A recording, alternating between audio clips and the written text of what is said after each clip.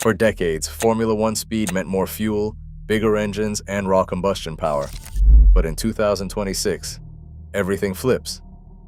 The new rules hand nearly half the engine's output to the battery, 350 kilowatts of electrical power, slashing the combustion engine's dominance for the first time since the sport's 2014 hybrid shock. Now, straight-line speed depends on battery health, braking turns into energy gold mines, and drivers may need to downshift at full throttle to chase acceleration. Will this bold reset reward tactical brilliance and close the gap, or trigger reliability chaos and hand control to whoever solves the electric equation first? This is how the 2026 power unit revolution could change what it means to race in Formula One. A Formula One power unit has always been a partnership between combustion and electricity, but in 2026, that partnership becomes a true 50-50 split. The new regulations lock the MGU-H at 350 kilowatts, almost 3 times the current output. For the first time, electricity will deliver about half the car's peak power, matching the shrunken 400 kilowatt internal combustion engine. This is not a minor tweak. In practice, it means that the battery, once a tool for short bursts, now dictates straight-line speed lap after lap. Engineers face a new reality. With 350 kilowatts of electric thrust available, battery health and charge state become the new limiters. At full deployment, the battery can deliver its maximum for just over 11 seconds before it needs to recharge, and on high-speed tracks, the system is programmed to fade electrical output at 50 kilowatts per second to avoid sudden power cliffs. That is a 7-second countdown from full boost to empty on a circuit like Monza. The battery's state of charge is now as critical as fuel level once was, and teams will have to design their entire race strategy around managing this invisible energy reserve. This transformation is not just theoretical. In 2014, the hybrid era began with 120 kilowatts of electric power, barely a fifth of the total. Back then, the battery was a tactical weapon, not the backbone of the acceleration. Now, with electricity responsible for half the engine's output, every braking zone becomes an energy collection point, and every straight is a test of how wisely that energy was spent. The headline is simple. In 2026, battery management is no longer a side quest. It is the main event. Internal combustion engines have long been the heart of Formula One. In 2026, their status drops to a supporting role. The new regulations cap combustion output at around 400 kilowatts, a loss of 150 kilowatts compared to 2025.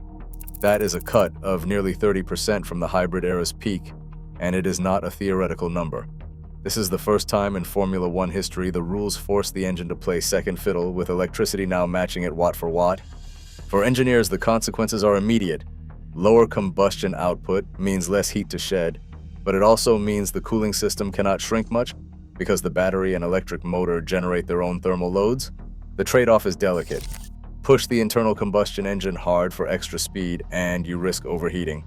Run it too gently and you leave performance on the table. Gear ratios must be rethought too. With less raw power from the engine, teams face a choice: longer gears for top speed, or shorter gears to keep the turbo spinning and the engine in its narrowest, most efficient torque band. The days of stretching each gear for maximum velocity are numbered. This reversal flips the traditional horsepower hierarchy. In 2014, the V6 turbo hybrids arrived with 550 kilowatts of internal combustion engine muscle, and electric power was just a supplement. Teams obsessed over combustion efficiency, fuel flow, and turbo lag. Now the internal combustion engine is an anchor for reliability and energy harvesting, not the main event. The challenge shifts to how well teams can fill the torque gap left by the combustion cut, an engineering puzzle that will define the first season under the new rules. 8.5 megajoules, that is the new headline number for energy recovery in 2026, up from just 2 megajoules in the current cars. On paper, it is a quadrupling of the harvest, but in reality, it transforms every braking zone into a critical resource. The brakes are no longer just for slowing down, they are now the main generators for the car's battery, feeding 350 kilowatts of electric power. But not every circuit offers the same opportunity. At Monza, with its long straights and only a handful of heavy braking zones, teams might struggle to recover even 6 megajoules a lap, falling short of the maximum. Spa, with its elevation and hard stops, lets teams reach the full 8.5 megajoules. This difference turns the calendar into a heat map of energy potential. Some tracks become battery-rich, others force drivers to ration power. In 2014, the first hybrid cars also faced harvest limits, but the stakes were lower. Energy was a bonus, not a lifeline. Now, a team's entire race plan can hinge on how much charge they pull from the brakes, lap after lap. The hunt for megajoules is about to define Formula One's strategy. The end of the MGU-H is more than a line in the regulations, it is a fundamental change in how turbocharged engines behave. For a decade, the MGU-H quietly solved one of Formula One's oldest headaches, turbo lag. By harvesting heat from the exhaust and using it to keep the turbo spinning, it gave drivers instant throttle response, even at low revs. In 2026, that safety net disappears. The turbo now relies on exhaust flow alone, which means every lift of the throttle risks slowing the turbine and dulling the engine's punch out of corners. A turbo calibration engineer describes the challenge as a balancing act. Without the MGU-H, teams must tune the turbo to spool quickly without overstressing the engine or sacrificing top-end power. Too aggressive and reliability suffers. Too conservative and drivers face sluggish acceleration. The solution? Gear ratios and throttle maps tailored to keep the turbo alive, even if it means drivers will sometimes downshift at full throttle, an unnatural move in pursuit of the perfect torque band. This is not the first time Formula One has wrestled with turbo response. In 2014, teams scrambled to master the new hybrids, and those who cracked the MGU-H puzzle, like Mercedes, jumped ahead. Now, with the heat unit gone, the focus shifts to kinetic energy recovery and the art of keeping the turbo awake, every lap, every corner. Fade rates of 50 or 100 kilowatts per second sound like technical footnotes, but they are the invisible hand guiding how much power an F1 driver can actually use on the straights. When the battery's charge runs low, the system does not just cut power off a cliff, it fades it, step by step. On the fastest circuits like Monza, the rules enforce a gentle ramp down at 50 kilowatts per second. That means if a driver holds the throttle pinned at 350 kilowatts of electric boost, they get about 7 seconds before the power starts to fall away, dropping in a controlled slope rather than a sudden drop. On other tracks, the fade happens twice as fast, 100 kilowatts per second, giving drivers just 3.5 seconds before the battery says enough. This is not about fairness, it is about survival. The battery management system, BMS, acts as a watchdog, constantly monitoring temperature, voltage, and state of charge. If the system senses a risk, cells getting too hot or charge running too low, it steps in and begins to taper power, protecting the battery from overload or thermal runaway. The fade rules are a safeguard designed after simulations showed that without them, cars could lose 30 kilometers per hour in a blink, turning a straight into a minefield of unpredictability. In 2014, the first hybrids struggled with sudden energy drops, catching teams off guard. Now the fade is programmed, predictable, and enforced by software, but it also means straight-line speed becomes a game of patience and planning, not just raw power. Every driver will feel that fade, and every engineer will be watching the numbers, knowing the battery is calling the shots. A Formula One driver in 2026 faces a paradox at the end of every straight. As the electric boost begins to fade, the instinct to upshift for top speed no longer applies. Instead, the fastest way forward can mean a downshift, sometimes at full throttle, just to keep the engine spinning in its narrow power band. The reason is buried in the new torque curves. With the combustion engine capped at 400 kilowatts and the turbo now relying on pure exhaust flow, the engine delivers its best punch only in a tight revolutions per minute window. When the battery's 350 kilowatts of electric power start to drop away, so does total torque. To fight this, drivers drop a gear, spiking the revs and keeping the turbo alive. The result is a sudden surge of acceleration, not from extra power, but from holding the engine at its peak efficiency. This technique flips decades of driving logic. In the old hybrid era, upshifting was about protecting the engine and maximizing speed. Now, the right move is often to downshift even at full throttle, not for more speed but for more torque when electric help runs thin. Telemetry from pre-season tests shows lead drivers like Verstappen holding the throttle wide, then dropping 2 gears into a corner, keeping the engine speed high and the battery harvesting at its maximum. The gearbox becomes a tool for energy management, not just velocity. It is a throwback to 2014, when drivers learned to blend electric power with combustion for the first time. But now, the art is in the timing. Downshift too early and you risk wheel spin or battery waste. Too late and the car bogs as the electric fade bites. The fastest laps in 2026 may come from those who master this counterintuitive dance, balancing software limits, mechanical grip, and the invisible hand of the battery. Overtaking in 2026 will be decided by electricity, not just by slipstream or late braking. The old DRS flap is gone. In its place comes the manual override system, a proximity-triggered electric boost that lets a chasing driver deploy full MGU-K power up to 337 kilometers per hour, but only if they are within 1 second of the car ahead. This is not a simple button press for extra speed. The system taps directly into the battery reserves, turning every pass attempt into an energy negotiation. The numbers are stark. 337 kilometers per hour is the hard cap for the chaser's electric push, but the leader's car starts to taper its own electric deployment at 290 kilometers per hour. The closer the battle, the more both drivers are forced to manage their energy budgets in real time. Burn too much battery on defense and you risk running dry before the next straight. Time your attack poorly and you will find yourself stranded, unable to recharge before the next opportunity. Race engineers now monitor state of charge readouts as closely as tire wear or fuel in the old days. Every lap they calculate how many megajoules can be spent on attack, how much must be saved for defense, and whether the battery will survive a late race duel. In 2014, overtaking was about finding a DRS zone and hitting a button. In 2026, it is about who has the better battery and the nerve to spend it at the right moment. Every car on the 2026 grid will burn fuel that never came from a barrel of oil. The new mandate is absolute.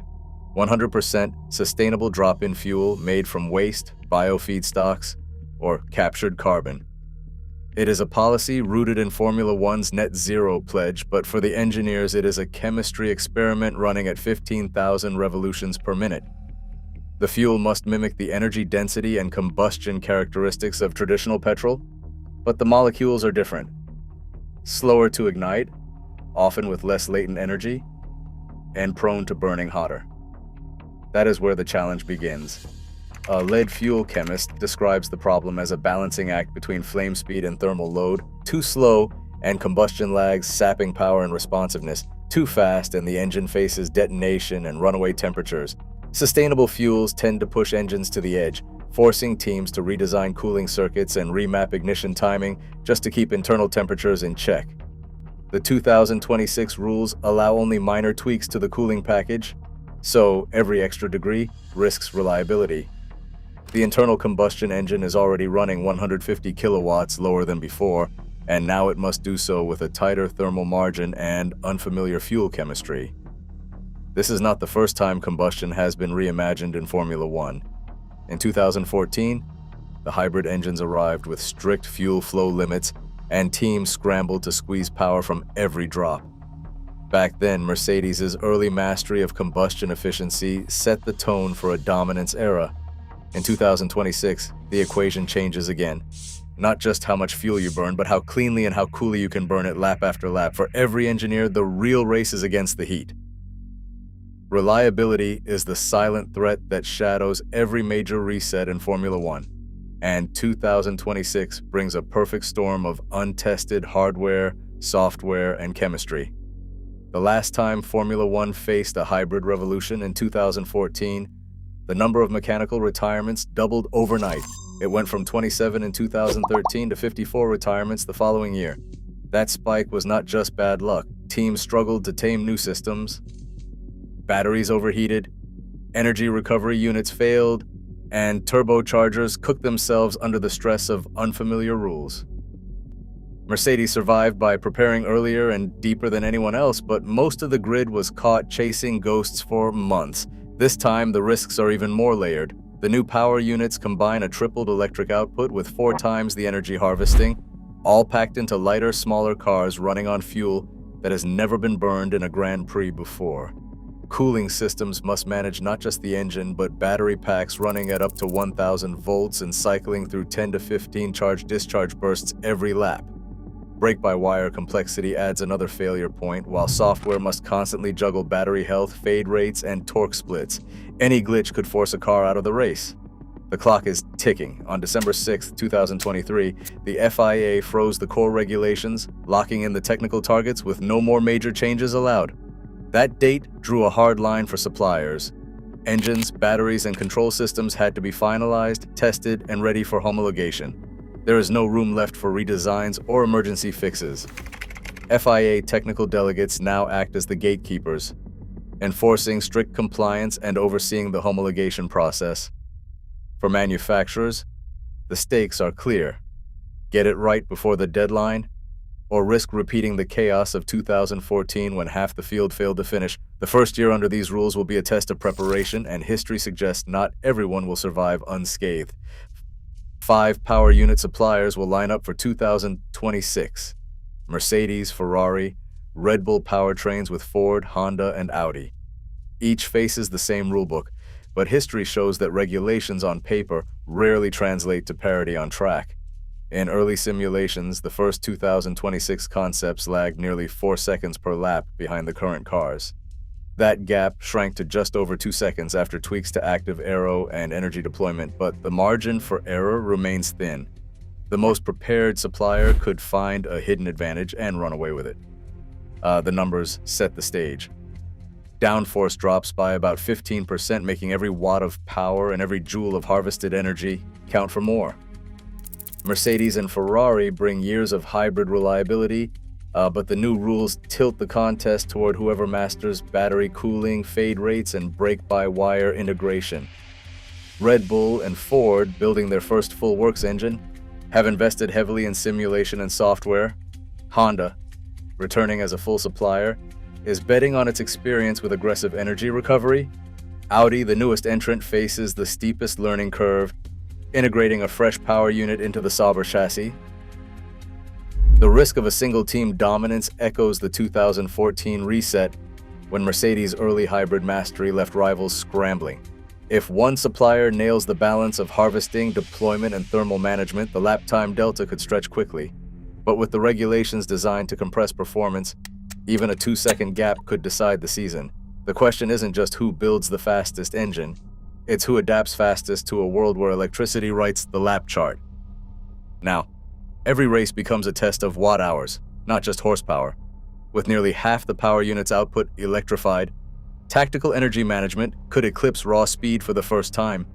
Reliability, strategy, and adaptability will decide who thrives in this new balance. The era of combustion supremacy is ending. What happens next depends on who adapts fastest.